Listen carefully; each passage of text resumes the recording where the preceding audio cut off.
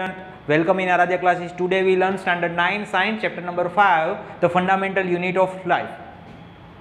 Lecture number 4 में देखा था, ये है लेक्चर नंबर 5, लेकिन लेक्चर नंबर 4 में देखा था सीटोप्लाज्म, और सीटोप्लाज्म के भीतर, सीटोप्लाज्म के अंदर नंबर ऑफ ऑर्गेनल्स प्रेजेंट है। तो ऑर्गेनल्स का काम भी क्या है, डिफरेंट काम है। तो उसमें से एक ऑर्गेनल्स आज स्टडी करनी है, endoplasmic reticulum.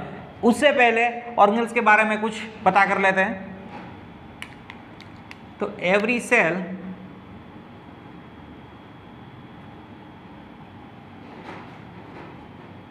Have a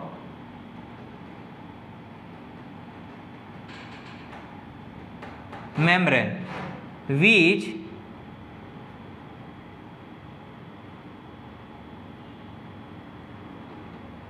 separate cell from environment.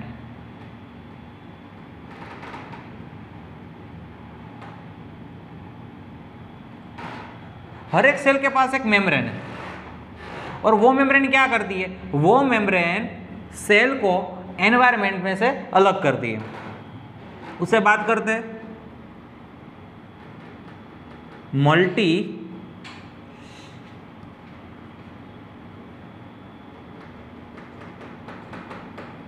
Cellular organism. वो ऑर्गेनिज्म जिसके पास मल्टीपल सेल है। तो मल्टीपल सेल की वजह से उनका जो फंक्शन होता है वो क्या होता है, कॉम्प्लेक्स फंक्शन होता है।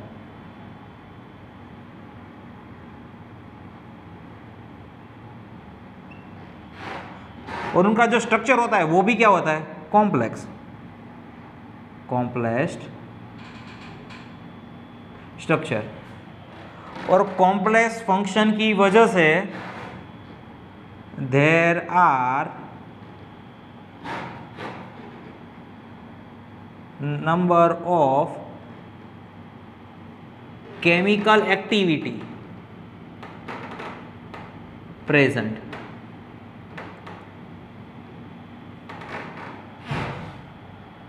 कॉम्प्लेक्स फंक्शन और कॉम्प्लेक्स स्ट्रक्चर की वजह से number of chemical activity present. और ये सभी केमिकल एक्टिविटी को डिस्ट्रीब्यूट करने के लिए, सेपरेट करने के लिए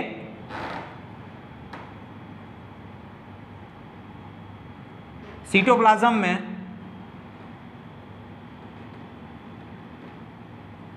मेम्ब्रेन बाउंड स्ट्रक्चर होता है। मेम्ब्रेन बाउंड स्ट्रक्चर होता है, स्मॉल स्ट्रक्चर।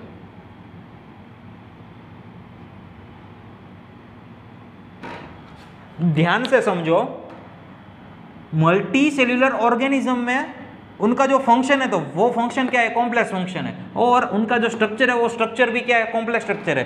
तो वो दोनों को मेंटेन करने के लिए there are number of chemical activity present. तो फंक्शनल कॉम्प्लेक्स फंक्शन और कॉम्प्लेक्स स्ट्रक्चर को मेंटेन करने के लिए मल्टी सेल्यूलर ऑर्गेनिज्म में number of chemical activity present होती है।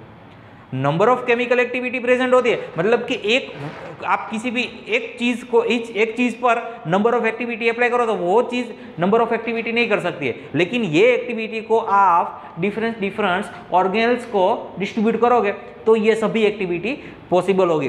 तो सीटोप्लाज्म में membrane bound structure, small structure होता है, जिसे हम क्या बोलते हैं, ऑर्गेनल्स बोलते हैं, सेल ऑर्गेनल्स होती है। और सभी ऑर्गेनल्स के पास अपना खुद का एक वर्क होता है।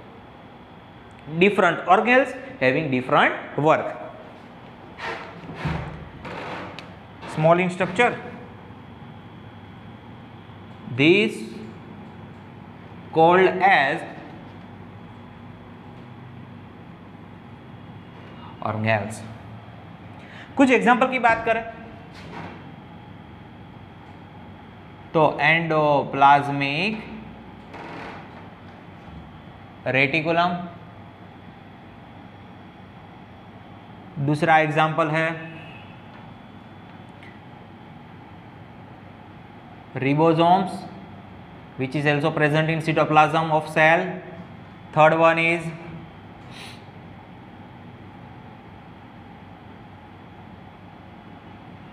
Golgi apparatus,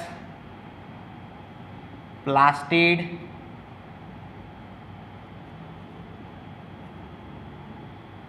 lysosomes.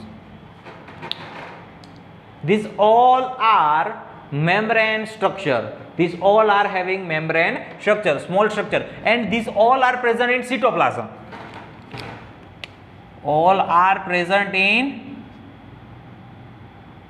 cytoplasm, and each organs having different work. जो काम एंडोप्लाज्मिक रेटिकुलम करती है वो रिबोसोम्स नहीं करती है, जो काम रिबोसोम्स करता है वो गोल्गी एपरेटस नहीं करता है, जो काम गोल्गी एपरेटस करता है वो प्लास्टिड नहीं करती है। मतलब कि अपने जैसे ऑर्गेन्स चेंज होती है तो अपना खुद का वर्क भी चेंज होता है। तो आज जो बात करनी है वो एंडोप्लाज्मिक रेटिकुलम के बारे में बात करनी है। तो चलो उन पर कोई बात कर लेते हैं।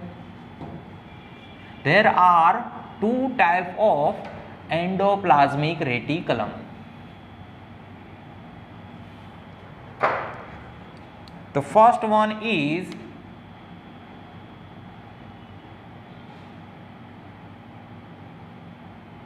rough endoplasmic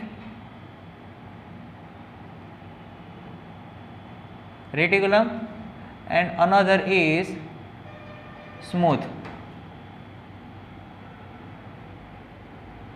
endoplasmic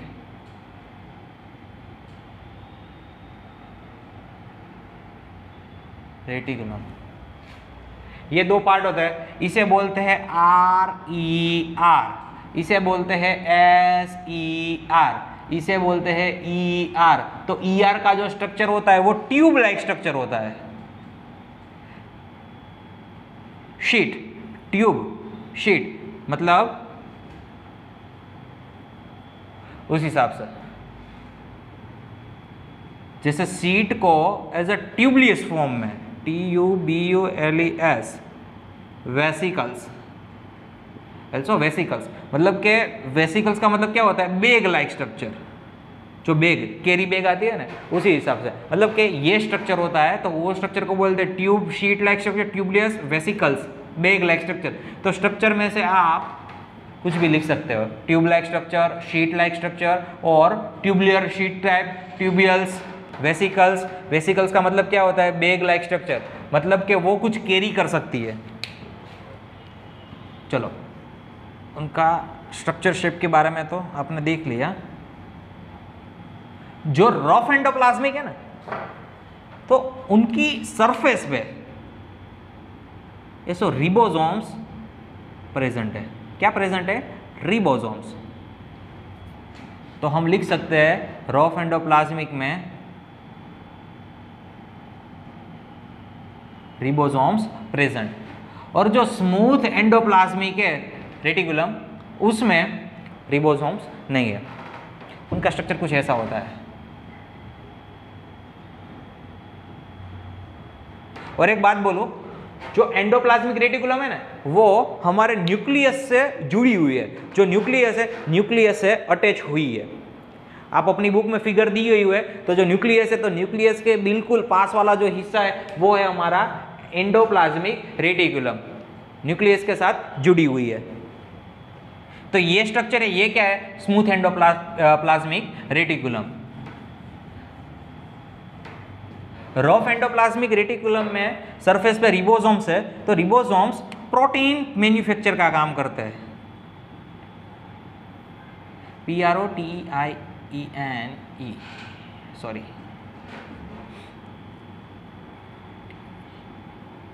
protein manufacture. Smooth endoplasmic retention की रेटिकुलम की बात करें तो रिबोसोम एब्सेंट है, और वो क्या काम करती है, वो लिपिड सिंथेसिस करती है। और रफ एंडोप्लाज्मिक रेटिकुलम में प्रोटीन का मैन्युफैक्चर होता है। और ये प्रोटीन और लिपिड दोनों का यूज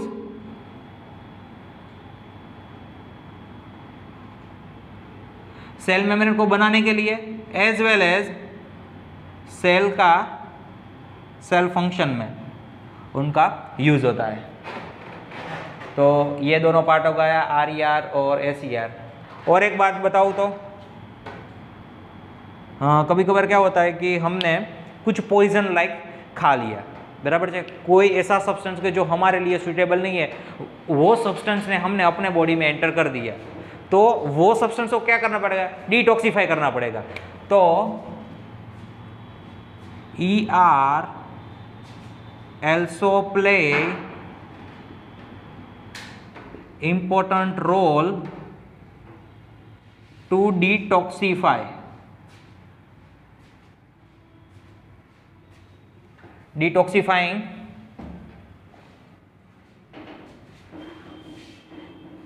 poisons इफेक्ट। किसी भी पॉइजन को डिटॉक्सिफाइंग करने में एंडोप्लाज्मिक रेटिकुलम बहुत ही इंपॉर्टेंट रोल प्ले करती है। बाद में बात करते हैं रिबोसोम्स की। तो रिबोसोम्स प्रोटीन सिंथेसिस का काम करते हैं। रिबोसोम्स खुद अपने आसपास सेल मेम्ब्रेन प्रेजेंट रखता है। तो ribosomes one type of organs which is present on rough endoplasmic reticulum। तो ये बात थी एंडोप्लाज्मिक रेटिकुलम की। नेक्स्ट लेक्चर में हम देखेंगे गोल्गी एपरेटस का काम क्या है। तो मिलते हैं दोस्तों लेक्चर नंबर 6 में। टॉपिक हमारा होगा गोल्गी एपरेटस, लाइसोसोम्स और मिटोकॉन्ड्रिया। तो वो सभी बात हम करेंगे लेक्चर नंबर 6 में। Thank you.